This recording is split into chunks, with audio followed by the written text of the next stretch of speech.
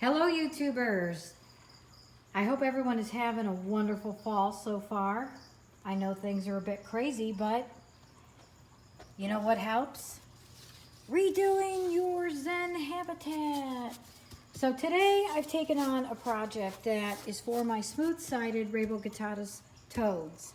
I love them. They are a stitch. So what I've done is, unfortunately in December, I lost my bearded dragon who came down with a respiratory infection, really random, and of course I'm trained, I should have known better, but I didn't catch it. It happened so lightning fast. So it's been, several months, and I'm ready now. I've completely redone the Zen habitat enclosure that I had purchased for him.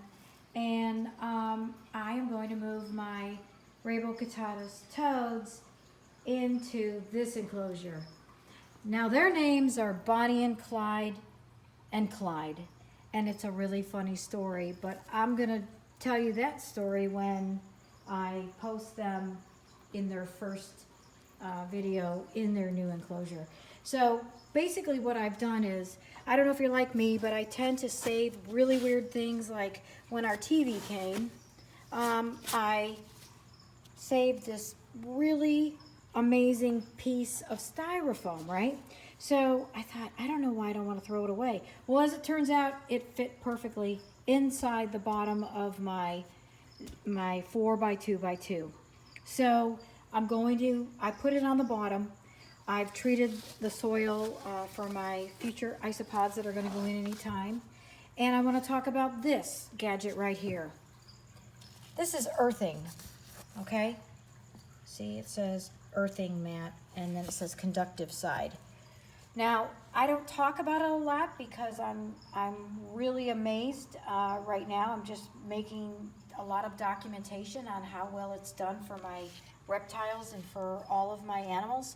But there's a thing called earthing and grounding, and basically the concept is when you plug a mat, a certain type of conductive mat, into the grounding plug, the round hole, it basically, whenever anything is touching it, it gets rid of all EMF, and it does work. I've got meters, I've tested it, and it works like a charm. Warrior, my bearded dragon, sorry about the boring video, but anyway, Warrior, my bearded dragon, hadn't walked in 4 years, and he spent 5 days on his, here, I'll give you this, you guys can look at this, how's that? Ooh, it's not real, obviously. But anyway, I had him grounding for about 3 or 4 days, and he stood up for the first time in 4 years. So I knew immediately I was onto something. So I know I'm going to cover that in another video. I'm going to give you examples, but this is called grounding. So while I'm doing the enclosure today, I'm getting ready to plug in my grounding or earthing mat. There's a lot of PhD written articles on it. It's very legit. It works for inflammation, and it's really for people, but I started using it because I had so much success with it for my animals. And if you think about it, the animals that are outside are connected to the earth through the trees, through where they are. They don't have inflammation like humans do, so keep that in mind. There's a reason for that. Okay, so this is what I've done so far. Here, buddy, you can go back up here. Anyway, this is what I've done so far. And I'm just now putting the layers in. I'm really, really excited. This is brand new. It was big enough that all 3 of them could cuddle. These toads love to cuddle. And they're big. And they're big cuddlers. And they are hilarious. I have so much entertainment that I get from them. I'm going to show you where they are now. Now they're sleeping, okay? This is their unit now. It is a, sorry about the, yeah, you guys know. You can wipe your glass and the next day. Anyway, this is where they sleep now. And it's plentiful for them. They have a good time in here, but I wanted them to have an ever so excellent time instead of just a good time. So, this is their enclosure now, and I've rigged it so that I've hung these, this is like shelf liner, it's like rubbery, and I got it at TJ Maxx, and I just use these temporary hooks, you know, the sticky ones, and basically I put little holes in the matting. I section it out, so when you do have a species like my toads or anything that wants to sleep during the day, these obviously they're nocturnal. By the way, they sleep with their eyes open, so don't be alarmed. Anyway, let me say hello. They know something's going on. Usually they're cuddled in, but I think they know they're getting a new unit today. In any case, this is glow-in-the-dark tape that I find very helpful because at night, you know, when I sneak in here to check on things, it's good not to like bump your face on the glass. Not that never mind. Anyway, so these are grounding mats as well. These are grounding sleeves. These are gonna go elsewhere after this, but these are my Rainbow Guttatas. Now they're about, this is Clyde.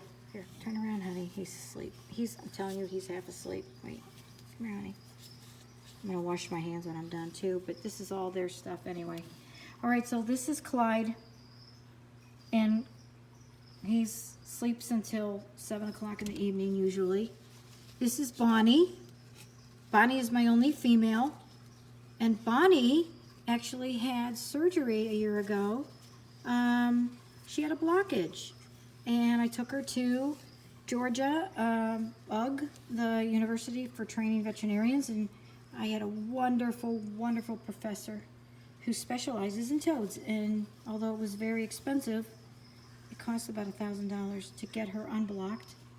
But this is Bonnie, and Bonnie still has a little flab, but she's a girl, and you know how rare it is to get a girl anyway, and she's a stitch. Say hi. This is Bonnie. Bonnie and Clyde. Now here's the story. I'll tell you quickly. This is Clyde as well.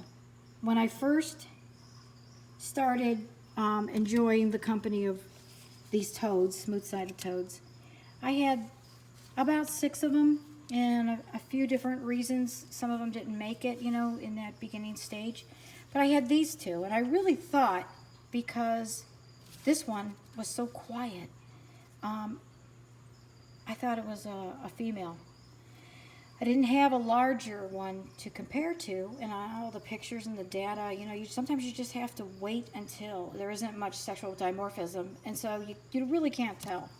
So I called them Bonnie and Clyde because they were always into mischief every night. It was hilarious, but they were into mischief. So I said, Bonnie and Clyde, they're always into trouble. Well, as it turns out, I got another one.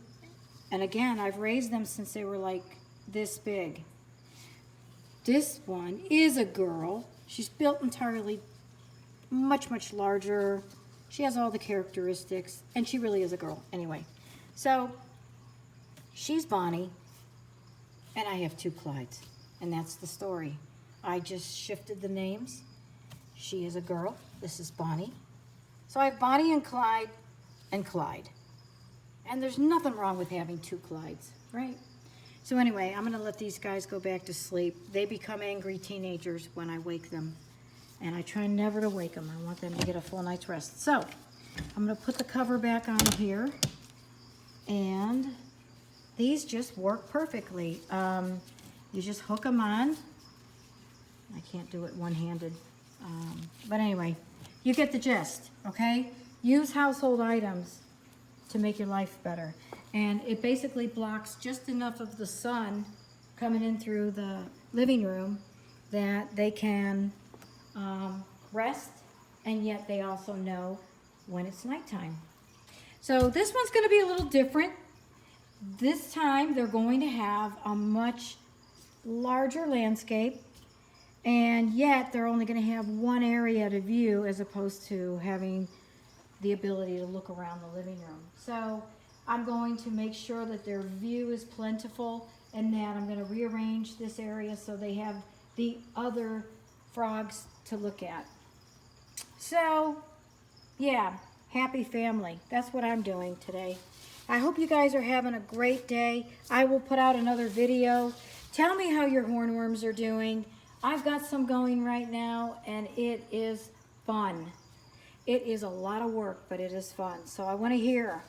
I also want to give a shout out, which I'm going to do in the very next video. And I'm going to say hello to some people that have been absolutely outstanding to hear from and to just be friends with. So have a blessed day, everyone. Leave questions if you have any, and I will talk to you soon. Have a great day.